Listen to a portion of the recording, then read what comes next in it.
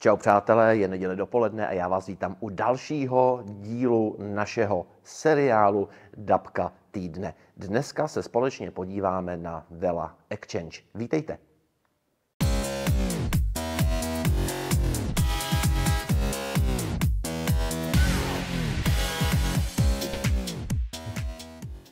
OK, co je Vela Exchange? Vela Exchange není asi nic úplně světoborného, snažíme se tady sice ukazovat aplikace, které možná mají trošku nějaký jiný přínos a jinou myšlenku. Vela Exchange je v uvozovkách naprosto obyčejná tradovací platforma.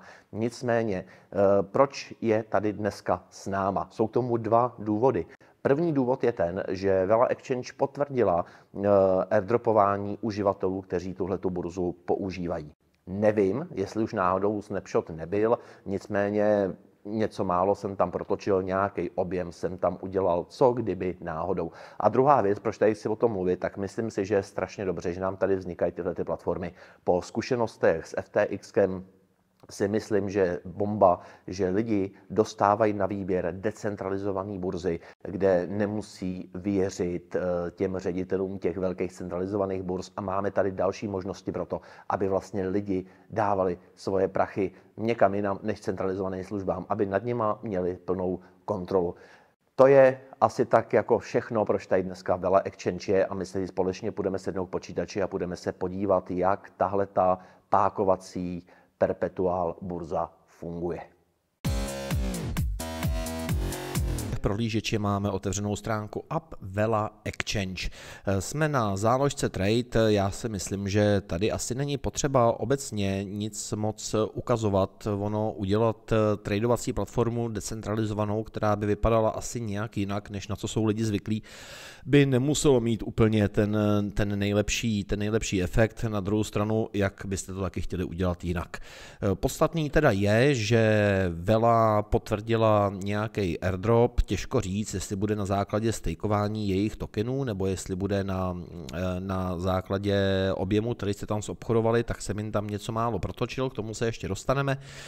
Co nám Vela nabízí za markety?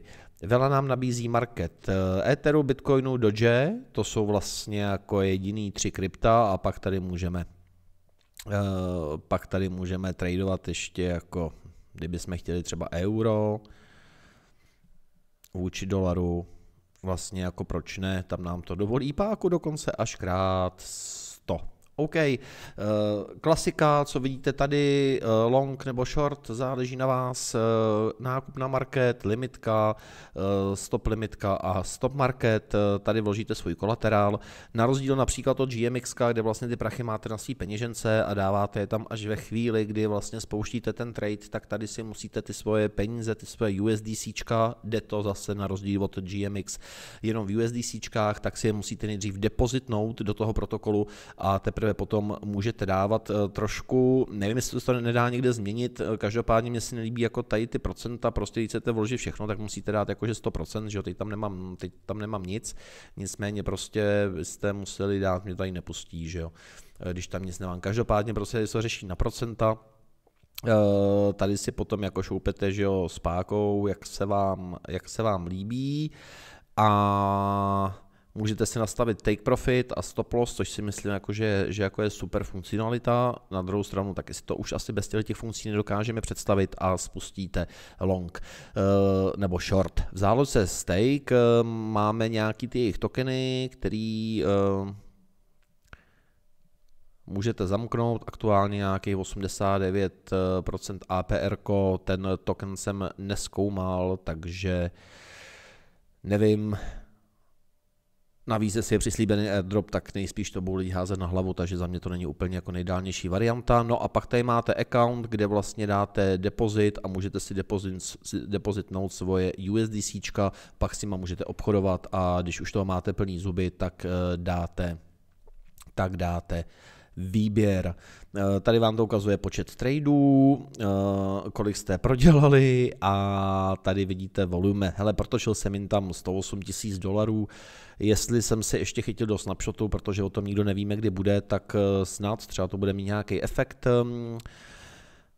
Vlastně ten ta ztráta těch $15 je prakticky jenom za ty trady. Já jsem otevíral a hned zavíral, protože jsem tam dal nějaký peníze, narval jsem na velký páky a hned jsem to zavřel, protože obchodovat při normálním tradování $108 000 už přece jako něco stojí, market je takový, jaký je, takže jsem to prostě trošku obešel. Samozřejmě může se stát, že můžou mít v podmínce počet tradovacích dnů a tak je asi dobrý se sem občas vrátit a třeba to ještě protočit. Ale jak říkám, možná už snapshot byl, těžko říct. Tady jsem zpátky na deposit Vidra a tady máme, můžete tam nějakým způsobem poslat i cache kartou, takže si můžete koupit USDCčka přes svoji kartu, i to je varianta. Samozřejmě pak je to ale, přátelé, kicový, protože tam dáváte své jméno, příjmení, platební kartu a to asi nechcete. Dávám vám pod video odkaz s referálem, pokud byste se chtěli připojit přes referál, možná to může mít nějaký efekt, těžko říct, nevím, každopádně tady je a já vám ho tam nazdílím. Úplně nemám asi jako co říkat o té apce jako takový, prakticky s tou opravdu dneska ukazem jen kvůli tomu airdropu, byť jako jo, na ty trady je to přehledný, je to jednoduchý, je to velký, nejsou tam informace navíc, které tam prakticky nepotřebujete. Mně se to líbí, ale jak říkám, je to prostě tradovací apka jako každá jiná. Tak, to byla Vela Exchange, jak jsem o tom mluvil, když jsme se na to dívali. Udělat dneska burzu, která by vypadala úplně nějak jinak, než na co jsou lidi zvyklí, to už byste prakticky mohli dělat grafy tak, že nahoru to bude červený a dolů to bude zelený. Samozřejmě je tady nějaká hranice, kterou asi vývojáři mají strach překročit. Právě z toho důvodu, že lidem v těch platformách nechtějí dávat něco, co neznají. Dneska velice těžko uděláte burzu, která by vypadala úplně nějak jinak než všechny ostatní, ale obrovský benefit Vela Exchange je to, že je decentralizovaná, že běží na arbitru. Co se týká uživatelského prostředí, za mě je to hezký, velký, přehledný, jsou tam jenom věci, které potřebujete vědět. To, co vědět úplně nutně nepotřebujete na první dobrou, tak tam na první dobrou nenajdete, což si myslím, že je vlastně jako správná cesta. Co se mi na tom nelíbí, nebo co bych byl radši, kdyby to fungovalo jako třeba GMX, kde vlastně máte ty své peníze na svojí peněžence a dáváte do toho kontraktu, do toho protokolu jenom ve chvíli, kdy vlastně chcete otevírat nějaký trade a ve chvíli to zavřete, tak vám to zase přijde na vaší peněženku. Vela Exchange funguje velmi podobně jako třeba DIDX, kdy vlastně musíte ty svoje peníze depozitnout do toho protokolu a potom tam s nima můžete pracovat. Ještě jednou opakuju, pod videem je odkaz s mým referálem. Hele, jestli ho používat nechcete, vůbec nemusíte, nikdo se na vás zlobit nebude. Jste velký kluci a velký holky, zvládnete si ten odkaz tam dát i sami, nicméně odkaz tam je. Zkuste, neskuste, možná airdrop bude, možná airdrop nebude, když ne, tak si rozšíříte obzory, vyzkoušíte si další nějakou tradovací platformu. Jenom přátelé, prosím vás, je to trading a pákuje se tam a vy tam dáváte svoje reální peníze, není to žádný testnet, tak prosím, buďte velmi opatrný. Jak u krypta platí, že máte investovat tolik, kolik rozumíte, tak u tradování to platí dvojnásob a u pákovního tradování to platí ještě krát ta páka, kterou tam máte. Takže prosím opatrně, ať se nespálíte, zkoušejte to s pár dolarama, neblázněte, neházejte prachy do automatu. Já se vás budu těšit opět u dalšího videa. Mějte se krásně a buďte na sebe hodní. Čau.